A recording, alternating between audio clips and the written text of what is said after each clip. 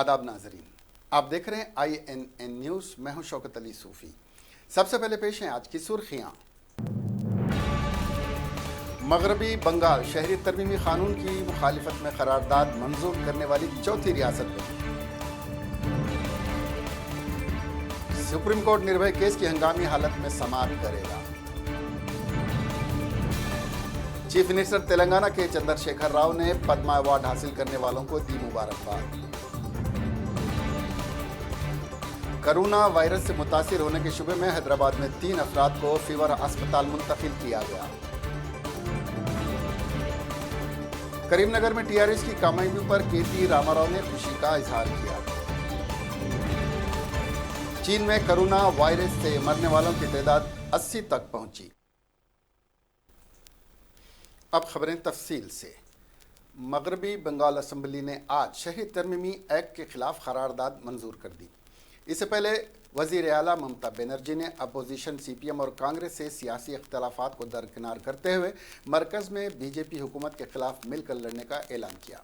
बनर्जी ने करारदाद पर असम्बली में अपनी बात रखते हुए कहा कि NPR, NCR और CAA आपस में जुड़े हुए हैं और नया शहरियती कानून अवाम मुखालिफ है। उन्होंने मुतालबा किया कि कानून को फौरी वापस लिया जाना चाहिए।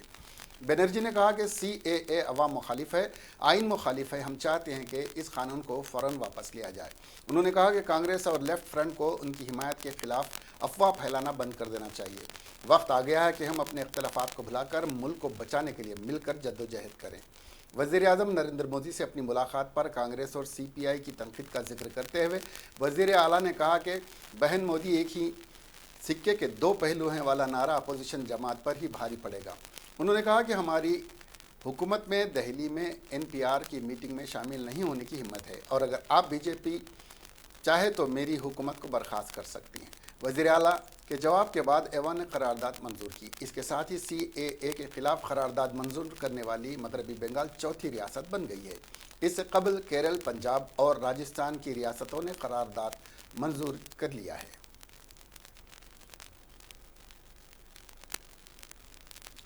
सुप्रीम कोर्ट ने आज रहम की दरख्वास्त खारिज किए जाने के खिलाफ निर्भया मामले के कसूरवार मुकेश की अर्जी की फौरी तौर पर समाअत करने का इशारा दिया।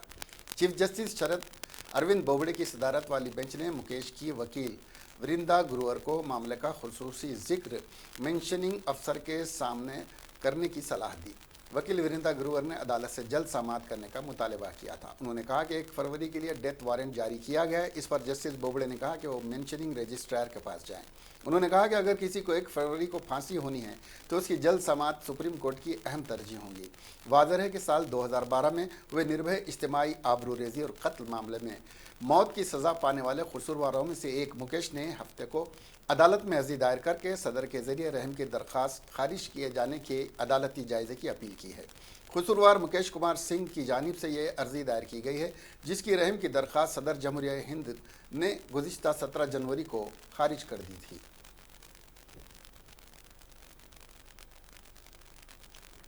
तेलंगाना के वज़ीर आला के चंद्रशेखर राव ने रियासत से ताल्लुक़ रखने वाले तमाम पद्मा अवार्ड याफ्तगान को मुबारकबाद पेश की है। उन्होंने बिलखुसूस स्टार शटलर PV संधू को पद्मा भूषण अवार्ड मिलने पर मुबारकबाद पेश की है। उन्होंने सिकंदराबाद से ताल्लुक़ रखने वाले चिंताला वेंकट रेड्डी और करीमनगर ज़िले से ताल्लुक़ रखने वाले संस्कृत स्कॉलर विद्यासारथी को पद्मश्री अवार्ड मिलने पर मुबारकबाद पेश की है। उन्होंने कहा कि मुताल्लिक़ा शोबजात में उनके इनफरादी रोल के नतीजे में उनको कौमी सतह पर मकबूलियत हासिल हुई है और वह दूसरों के लिए रोल मॉडल बन गए हैं। उन्होंने कहा कि तमाम अफराद पद्मा अवार्ड्स के वाकई मुस्तहिक़ हैं। वज़ीर आला ने अवामी शोबे में खिदमात अंजाम देने वाले अफराद को एजाज़ पर मरकज़ की सिताइश की। वज़ीर आला ने मुल्क के मुख्तलिफ़ इलाक़ों से ताल्लुक़ रखने वाले पद्मा अवार्ड याफ्तगान को भी मुबारकबाद पेश की है। हैदराबाद के फीवर अस्पताल में 3 अफराद को दाखिल करवाया गया है, जिन पर शुबा है कि ये अफराद चीन के कोरोना वायरस से मुतासिर हैं। इन मरीजों के लिए अस्पताल ने अलहदा वार्ड कायम किया है। डॉक्टर्स ने इनके खून के नमूने हासिल किए और पुणे के लैब को जांच के लिए नमूनों को भेजा है। 25 साला नौजवान अमरनाथ रेड्डी चीन से हाल ही में हैदराबाद वापस हुए। उन्होंने बेचैनी की शिकायत की, जिसके बाद उनको फीवर अस्पताल से रुजू किया गया। डॉक्टर्स जिन्होंने शुबा जाहिर किया है कि वो चीन में फैले स्मूजी वायरस से मुतासिर हुए हैं, ने उनके खून के नमूनों को पुणे के लैब भेजा और उनका इलाज अस्पताल में जारी है। इसी दौरान मजीद 2 अफराद जिन पर शुबा है कि वो भी कोरोना वायरस से मुतासिर हैं को अस्पताल में दाखिल कर लिया गया है। इन तीनों का अस्पताल में इलाज किया जा रहा है। अस्पताल के सुपरिंटेंडेंट डॉक्टर के शंकर ने यह बात बताई। मरकजी हुकूमत ने तमाम एयरपोर्ट हुकाम को हिदायत दी है कि वो तमाम मुसाफिरीन, बिलखुसूस चीन से वापस आने वाले मुसाफिरीन की खुसूसी जांच एयरपोर्ट पर ही करें। तेलंगाना राष्ट्र समिति के कारगुजार सदर और रियासती वजीर के टी रामाराव ने करीमनगर कारपोरेशन और 7 म्यूनसिपालिटीज़ में कामयाबी पर मसरत का इजहार किया। उन्होंने कहा कि पार्टी ने हालिया मुनक्किदा 127 म्यूनसिपालिटीज़ में से 119 पर कामयाबी हासिल की और 10 के 10 कारपोरेशन में भी टीआरएस कामयाब रही, जिसके लिए वो अवाम का शुक्रिया अदा करते हैं। सारे बल्दियात और कारपोरेशन के साथ बगैर किसी पार्टी के सभी को मिलकर नया कारपोरेशन एक्ट मुतारफ़ करवाना चाहिए। कांग्रेस और बीजेपी ने कुछ मकामात पर मुफाहमत कर ली है। टीआरएस और एमआईएम ने भी निज़ामाबाद में मुफाहमत की है। अब बारी बारी मेयर की पोस्ट शेयर करेंगे।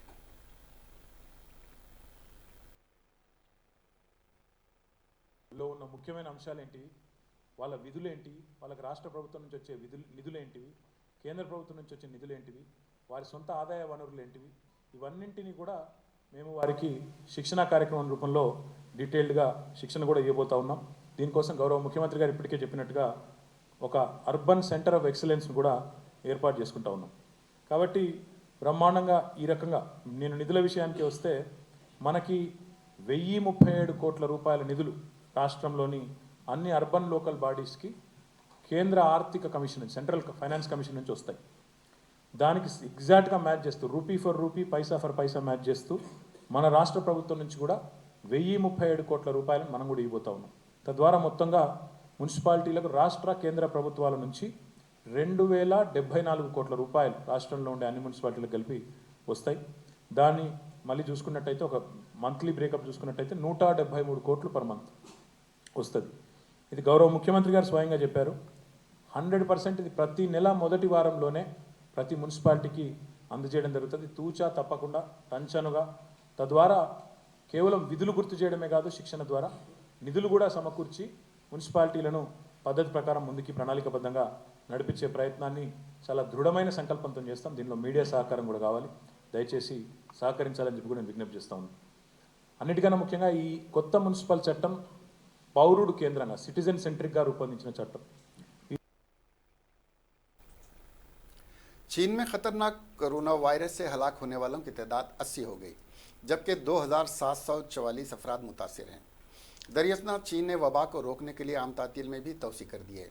हुकाम ने आम तातील को ख़त्म करने की तारीख का ऐलान भी नहीं किया है।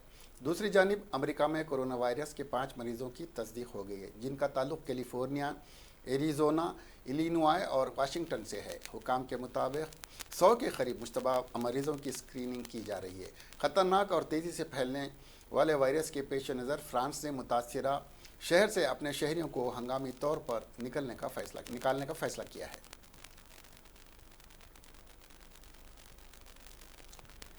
एपी की असल अपोजिशन तेलुगु देशम पार्टी ने असेंबली के सेशन का आज बायकाट किया।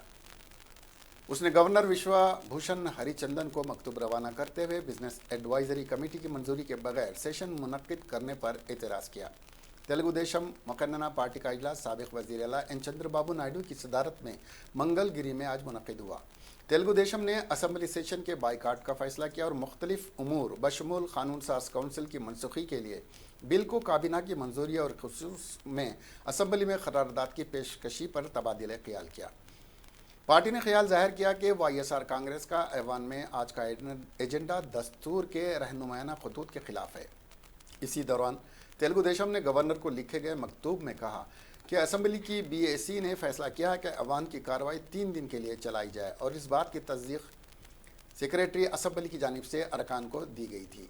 ताहम बीएसी की मंजूरी से हटकर ऐवान के काम के अरसे में तोसी की गई है, जो एपी कानून साज असेंबली की कार्रवाई तरीक़ेकार और क़वायद की सरी खिलाफ वर्जी है। तेलुगुदेशम पार्टी ने अपने मकतूब में वाजे किया कि बिल्स पर मबाहिस का जहां तक ताल्लुक है, बाज़ बिल्स पहले ही मंजूर कर लिए गए हैं, जबकि बाज़ दीगर सेलेक्ट कमेटी से रुजू किए गए हैं। इसीलिए असम्बली के स्पीकर के लिए मुनासिब है कि वो वाजे करें कि ऐवान में कौन से बिल्स पर मबाहिस की तजवीज़ है।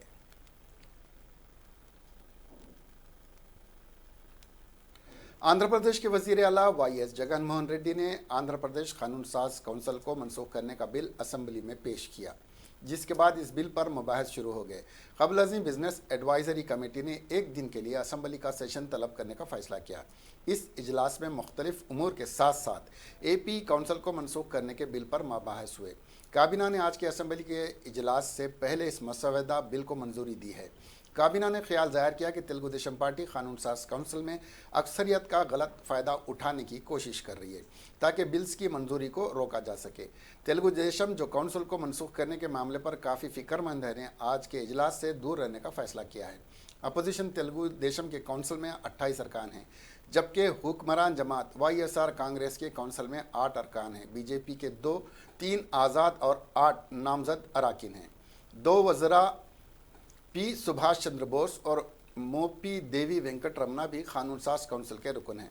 जगन मोहन रेड्डी ज़ेर क़ियादत हुकूमत ने समझा जाता है कि महसूस कर लिया है कि कानून साज काउंसिल में बिल्स की मंजूरी इसके लिए आसान नहीं होगी, इसलिए इसने इसको मनसूख करने का फैसला किया है। इसी दौरान तेलुगुदेशम मकन्ना पार्टी का इजलास मंगलगिरी में पीर को हुआ, जिसमें काउंसिल को मनसूख करने की तजवीज़ पर तबादिले ख्याल किया गया है।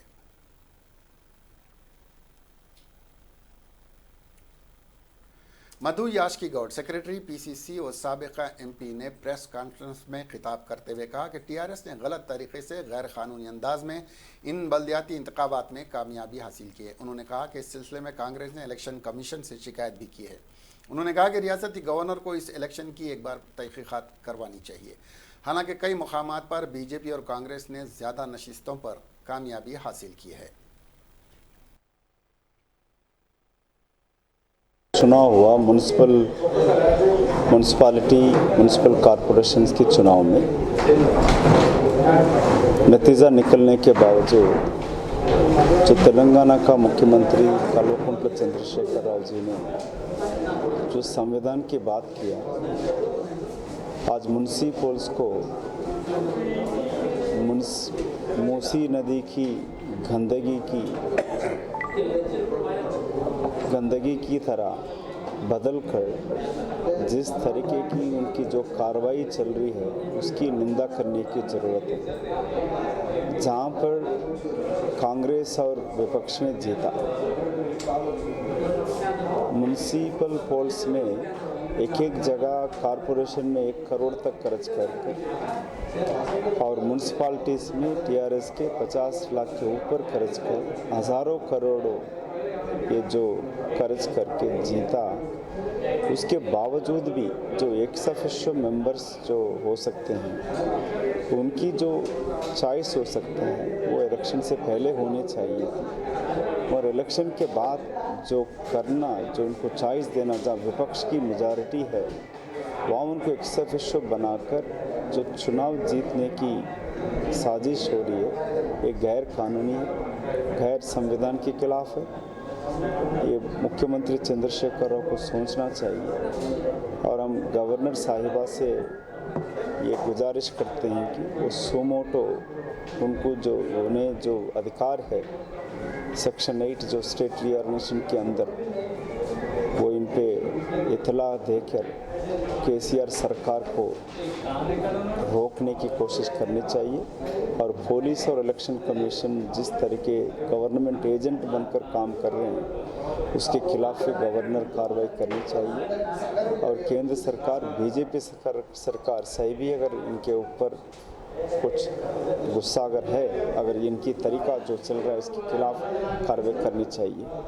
अगर एक बार सोचे तो 6 साल से सिर्फ इलेक्शन के पीछे घुमाकर कोई म्यूनसिपालिटी में, अगर GHMC की चुनाव अगर देखेंगे, अभी 4 साल हो गया ना 2 बेड।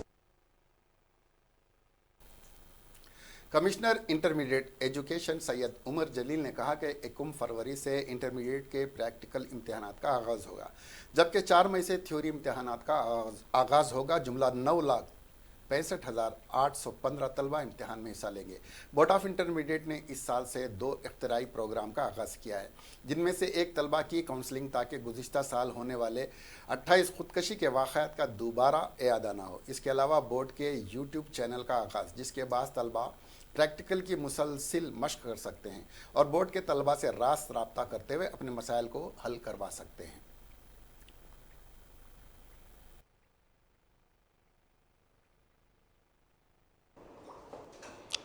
इंटरमीडिएट के इम्तिहानात का आगाज़ होने वाला है। आइए हम उसकी तफसीलात जानने के लिए सैयद उमर जलील साहब, secretary board of intermediate education और कमिश्नर इंटरमीडिएट एजुकेशन से बात करते हैं। उमर जलील साहब, इम्तिहानात का आगाज़ कब से होने वाला है?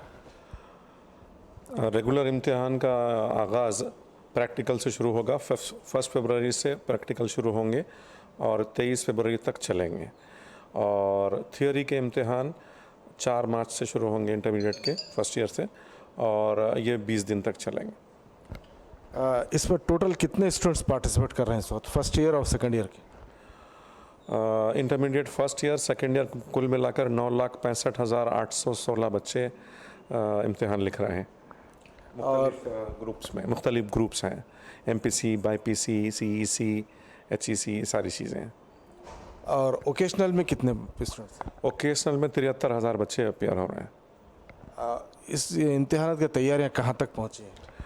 तमाम इम्तिहान की तैयारियां पूरी कर ली गई हैं और 28 और 30 जनवरी को एनवायरमेंटल एजुकेशन एथिक्स के जो पेपर्स हैं, जो कंपलसरी पेपर्स हैं, उसका इनेकाद होगा 28 के दिन और 30 के दिन। और इसके साथ ही ये एग्ज़ाम प्रोसेस शुरू हो गया है और 1 फरवरी से प्रैक्टिकल इम्तिहान शुरू होंगे। प्रैक्टिकल इम्तिहान सुबह और शाम रहेंगे और 1 से लेकर 20 तारीख तक चलते रहेंगे। कितने एग्जामिनेशन सेंटर्स हैं इसके? प्रैक्टिकल के थियोरी के एग्जामिनेशन सेंटर है 1339 और 1506 सेंटर्स हैं प्रैक्टिकल के, और वोकेशनल का प्रैक्टिकल के सेंटर हैं 416। प्राइवेट कॉलेज में एग्जामिनेशन के लिए जो होना है, क्या इंतजाम किए हैं आप लोग वहाँ पर? नहीं, हर कॉलेज में, प्राइवेट कॉलेज बोल के नहीं, government college, government sector college और प्राइवेट कॉलेज, तमाम कॉलेजेस को लेकर हम सेंटर्स बनाए हैं। तो सेंटर्स में कुछ मिनिमम सहूलियात होनी चाहिए, वहाँ पर टॉयलेट्स हो और प्रॉपर बेंचेस और टेबल्स हों और लाइटिंग का इंतज़ाम हो, CCTV। तेलंगाना के ज़िले कोमर भीम आसिफाबाद में गुज़िश्ता 24 नवंबर को खातून की इज्तिमाई असमत दरी और इसके कत्ल की वारदात के मामले का फैसला 30 जनवरी को सुनाया जाएगा। इस मामले को समता मामला का नाम दिया गया था। कोमरम भीम आसिफ नगर ज़िले के निंगापुर मंडल के इला पटार देहात के जंगलाती इलाके में यह मामला पेश आया था। पुलिस ने इस वाक़े के साथ ही एक मामला दर्ज किया था और मुलज़िमीन को गिरफ्तार किया था। हुकूमत ने इस मामले की समाअत के लिए 11 दिसंबर को फास्ट ट्रैक कोर्ट बनाया था, जिसमें इस मामले की तेज़ तर समाअत हुई थी। मुलज़िमीन की तरफ से मुकदमा लड़ने के लिए किसी के भी सामने न आने पर अदालत ने मुलज़िमीन को वकील फराहम किया था। इस्तिखाज़ा ने बताया कि इस मामले का फ़ैसला आज सुनाया जाने वाला था, ताहम खराबी सेहत के सबब जज ने छुट्टी ले ली, जिसकी वजह से इस मामले का फ़ैसला मुलतवी कर दिया गया और हतमी फ़ैसला इस माह की 30 तारीख को सुनाया जाएगा। अदालत ने मंचिरियाल ज़िले के हाजीपुर में लिफ्ट देने के बहाने लड़कियों की असमत दरी के बाद इनके कत्ल और लाशों को कुएं में फेंक देने के मामले का फ़ैसला 6 फरवरी को सुनाया जाएगा। इस मामले की समाअत गुज़िश्ता साल 20 दिसंबर को शुरू हुई थी। श्रीनिवास रेड्डी इस मामले का असल मुलजिम है। इस मामले की समाअत के दौरान 44 गवाहों के बयानात कलमबंद किए गए।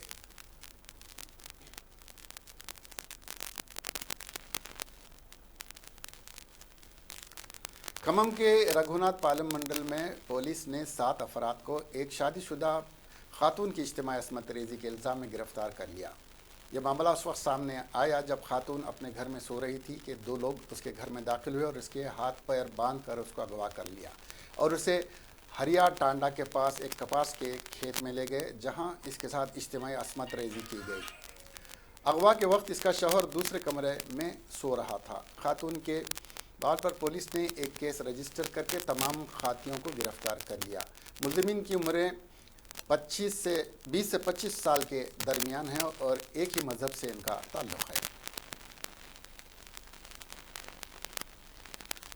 ग्रेटर हैदराबाद म्यूनिसिपल कॉरपोरेशन ने बीमारियों का जरिया बनने वाले मच्छरों की अफजाइश को रोकने के लिए अनोखी पहल की है, जो लायक सताइश है। तालाब, झील मच्छरों की अफजाइश का अहम जरिया है, जिससे डेंगू, चिकनगुनिया और दीगर बीमारियां फैलती हैं। कॉरपोरेशन ने तजुर्बाती बुनियादों पर ड्रोन्स के जरिए इनमें मच्छरकश दवाओं के छिड़काव की मुहिम शुरू की, जो कामयाब रही। कॉरपोरेशन ने इस काम के जरिए मियाँपुर झील और मलकम चेरू रायदुर्गम में मच्छरकश दवा का छिड़काव किया है। बल्दिया ने इस मकसद के लिए 10 लीटर गुंजाइश वाले ड्रोन का इस्तेमाल किया है, जिसमें मच्छरकश दवा रखते हुए इसका कामयाबी के साथ छिड़काव किया गया। हर एकड़ अराजी पर ड्रोन के जरिए मच्छरकश दवाओं के छिड़काव का काम किया गया और ये काम तकरीबन 10 मिनट में पूरा कर दिया गया। अमूमन इस काम के लिए इंसानों के ज़रिए अंजाम देने के लिए तकरीबन 2 हफ्ते दरकार हुआ करते थे और झील के मुकम्मल इलाके का अहाता करने के लिए 20 से 25 वर्कर्स दरकार होते थे। ताहम 10 मिनट में ड्रोन के ज़रिए यह काम अंजाम दिया गया। यह ड्रोन फ़ी घंटा 5 से 6 एकड़ पर छिड़काव का काम कर सकता है। इंसानों के ज़रिए झील में मच्छरकश दवा के छिड़काव के लिए हर माह 15 से 20 लाख रुपए दरकार होते थे। ताहम इस अनोखे कदम के ज़रिए ये काम काफ़ी किफ़ायती हो गया है।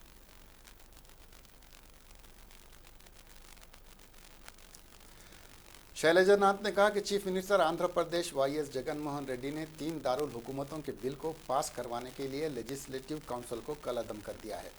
शैलजा नाथ ने कहा कि जगनमोहन रेड्डी को इस बात का अंदाज़ा था कि काउंसिल में यह बिल पास नहीं होगा, इसलिए उन्होंने असम्बली में काउंसिल को बर्खास्त करने की करारदाद मंजूर करवाई है। आंध्र प्रदेश के ज़िले कड़पा के लिंका मलेश्वरा जंगलाती इलाके में रीच ने महकमे जंगलात के 3 स्टाफ अरकान पर हमला कर दिया। ये मुलाजिमिन जंगल में अपनी ड्यूटी कर रहे थे कि अचानक इस रीच ने उन पर हमला कर दिया। इस हमले में 3 मुलाजिमिन जख्मी हो गए, जिनको इलाज के लिए रिम्स अस्पताल मुंतकिल किया गया। इनकी हालत मुस्तहकम बताई जाती है। महकमे जंगलात ने मुकामी अफराद को इंतबाह दिया कि वह मुनासिब सिक्योरिटी के बगैर सुनसान इलाकों में ना जाएँ, क्योंकि ऐसे में इन पर रीच के हमले का खतरा लगा रहता है।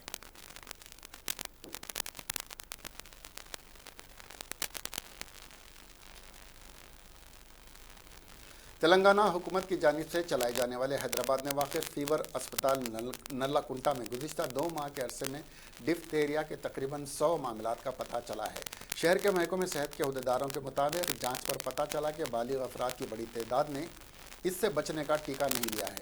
यही एक वजह है जिससे अचानक उसके मरीज़ों की तादाद में इजाफा हो गया है। डिस्ट्रिक्ट हेल्थ ऑफिस के एक अहदेदार ने कहा कि इस बात का पता चलाने की कोशिश की जा रही है कि इतने कम वक्त में इस मर्ज़ के मुतासरीन की तादाद में क्यों इजाफा हुआ है। ये मरीज़ बैक्टीरिया से होता है। अगस्त 2019 से इस मरीज़ के मुतासरीन की तादाद में इजाफा होता जा रहा है।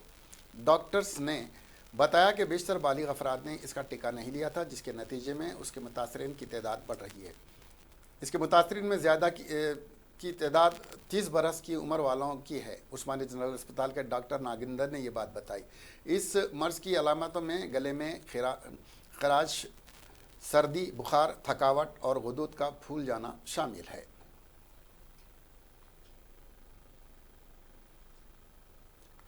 पुराने शहर हैदराबाद के इलाके बहादुरपुरा में हंस के नमूने की कार इन दिनों तवज्जो का मरकज़ बनी हुई है। शहर हैदराबाद से ताल्लुक़ रखने वाले कार डिज़ाइनर के सुधाकर ने पुरानी जीप गाड़ी के चेसी और पुराने स्क्रैप की मदद से ये नई कार बनाई है। सुधाकर अपनी पुरानी गाड़ियों के सामान के ज़रिए नई और इख्तिराई अंदाज की कारों की तैयारी के लिए मशहूर हैं। इसके लिए उन्हें कई अवार्ड्स भी मिले हैं। इस कार की हर चीज़ बशमूल इस कार की मेटल बॉडी भी हाथों से बनाई गई है। इस कार की तैयारी में 2.5 साल का अरसा लग गया। सुधाकर ने अब तक तकरीबन अजीब व गरीब कारों को तैयार किया है। ताहम इनकी जानिब से तैयार की जाने वाली कारों में सबसे ऊंचे मुकाम पर यह हंस कार आती है। सबसे पहले इस तरह की हंस कार को बरतानिया की JW ब्रोक एंड कंपनी ने 1910 में तैयार किया था।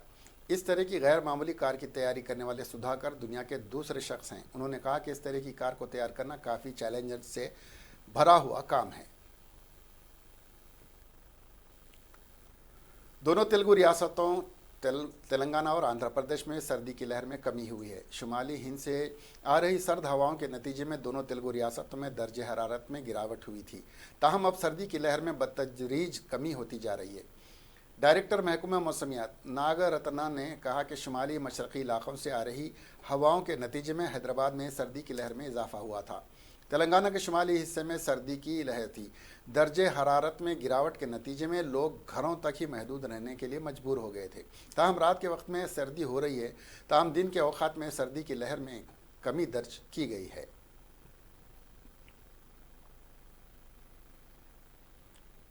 मरकजी वजीर कानून रविशंकर प्रसाद ने शहरी तरमीमी कानून के खिलाफ शाहीन बाग में मुजाहरा करने वालों की हिमायत करने के लिए पीर को कांग्रेस और आम आदमी पार्टी को आड़े हाथों लेते हुए कहा कि दिल्ली के अवाम को असम्बली इंतखाबात में यह फैसला करना होगा कि वो वोट बैंक की सियासत करने वाले टुकड़े टुकड़े गैंग के साथ हैं या सभी को इज्जत और एहतराम के साथ रहने का मौका देने वालों को चाहते हैं। मिस्टर प्रसाद ने भारतीय जनता पार्टी के दिल्ली दफ्तर में प्रेस कॉन्फ्रेंस में कहा कि शाहीन बाग अब दिल्ली का एक मोहल्ला नहीं रह गया है।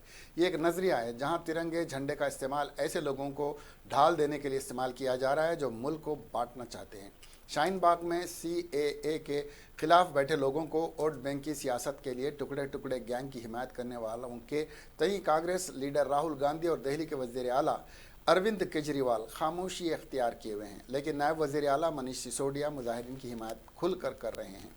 प्रेस कॉन्फ्रेंस में बीजेपी की दिल्ली इकाई के सदर और रुकन पार्लियामेंट विजय गोयल, रुकन पार्लियामेंट मीनाक्षी लेखी और बीजेपी तर्जुमान संबित पत्रा के अलावा दीगर लीडर मौजूद थे। उन्होंने कहा कि शाहीन बाग में CAA के खिलाफ एहतजाज हो रहा है, वहाँ सिर्फ वज़ीर आज़म नरेंद्र मोदी की मुखालिफत की जा रही है। शाहीन बाग एक भूगोल का टुकड़ा नहीं है। शाहीन बाग एक विचार है जहां भारत के झंडे और भारत के संविधान का कवर है और भारत के तोड़ने वालों को मंच दिया जाता है, जहां पर टुकड़े टुकड़े गैंग पीछे खड़े रहते हैं, जहां पर मासूम बच्चों की मासूमियत को छलावा देते हुए उनसे प्रधानमंत्री के खिलाफ हिंसा के लिए उकसाया जाता है। ये प्रधानमंत्री जी ने कहा है, पार्टी के अध्यक्ष ने कहा है, गृह मंत्री जी ने कहा है, हम लोगों ने कहा है, केंद्रीय पार्टी ने कहा है, दिल्ली प्रदेश पार्टी ने कहा है। सबको विरोध करने का अधिकार है, अपनी बात कही है, ये लोकतंत्र है। लेकिन ये विरोध विरोध के लिए नहीं है, ये विरोध मोदी विरोध है। भारतीय जनता पार्टी के कौमी सदर जगत प्रसाद नड्डा ने आम आदमी पार्टी के कौमी कन्वीनर अरविंद केजरीवाल पर ज़बरदस्त हमला करते हुए आज उन पर वोट बैंक के लिए टुकड़े टुकड़े गैंग का हामी होने का इल्ज़ाम लगाया। दिल्ली असेंबली के लिए 8 फरवरी को होने वाले इंतखाबात के लिए बीजेपी और आप पार्टी के लीडरों के दरमियान पोलिंग का वक्त करीब आने के साथ साथ इंतखाबी सरगर्मियाँ तेज़ होती जा रही हैं। मिस्टर नड्डा ने आज 2 ट्वीट किए। उन्होंने जवाहरलाल नेहरू यूनिवर्सिटी में मुल्क मुखालिफ नारे लगाने वालों पर चार्जशीट दायर करने की इजाज़त न देने के लिए सवाल खड़े किए। बीजेपी सदर ने कहा कि कन्हैया कुमार, उमर खालिद और कुछ दीगर मुल्क मुखालिफ ताकतों ने भारत तेरे टुकड़े होंगे जैसे नारे लगाए। ये लोग मुल्क की सालमियत को नुकसान पहुंचाने की धमकी दे रहे हैं। उनके खिलाफ कानूनी इदारों ने इस मामले की तहकीकात की और गुज़िश्ता साल जनवरी में चार्जशीट दायर करने के लिए तैयार थी। उन्होंने कहा कि जांच एजेंसियों को चार्जशीट दायर करने की इजाज़त नहीं दी गई। बीजेपी सदर ने कहा कि जांच एजेंसियों ने टुकड़े टुकड़े गैंग पर कार्रवाई के लिए केजरीवाल से इजाज़त मांगी, मगर 1 साल गुजर जाने के बाद भी कल तक उसकी इजाज़त नहीं दी गई। केजरीवाल को दिल्ली के अवाम को ये बताना चाहिए कि जो लोग मुल्क को तोड़ना चाहते हैं उनकी हिमायत क्यों कर रहे हैं। ऐसा इसलिए है क्योंकि मुल्क मुखालिफ क़ुव्वतों पर कार्रवाई से उनके वोट बैंक पर असर पड़ेगा।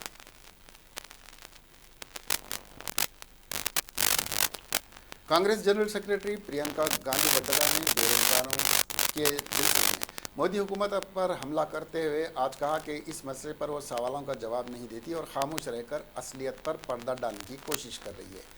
मोहतरमा वड्रा ने ट्वीट किया, बड़े बड़े नाम और इश्तिहारात का नतीजा है 3 करोड़ 64 लाख बेरोजगार लोग, तभी तो हुकूमत नौकरी पर बात करने से कतराती है। बेरोजगारी दूर करने के लिए हुकूमत पर वादा पूरा न करने का इल्ज़ाम लगाते हुए उन्होंने बेरोजगारी से जुड़े आदादुशुमार के सिलसिले में छपी एक खबर पोस्ट की है, जिसमें लिखा है कि 5 साल में मुल्क के 7 अहम इलाक़ों में 3.64 करोड़ लोग बेकार बेरोजगार हुए हैं। कांग्रेस जनरल सेक्रेटरी ने कहा कि नौकरियां देने के तमाम बड़े वादों की हकीकत यही है। मुल्क के 7 बड़े इलाकों में तकरीबन 3.5 करोड़ लोग बेरोजगार हो गए हैं।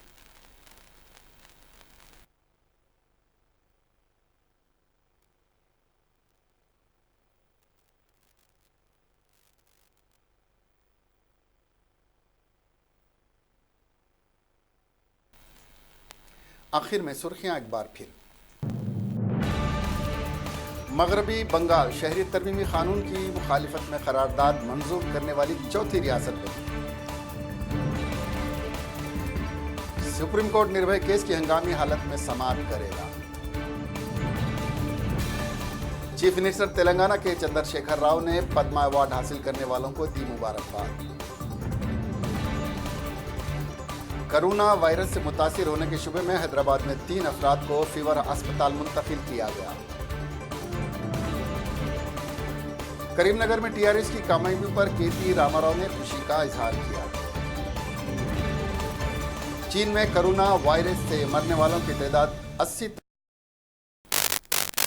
अब हमें दीजिए इजाजत। देखते रहिए INN चैनल। खुदा हाफिज।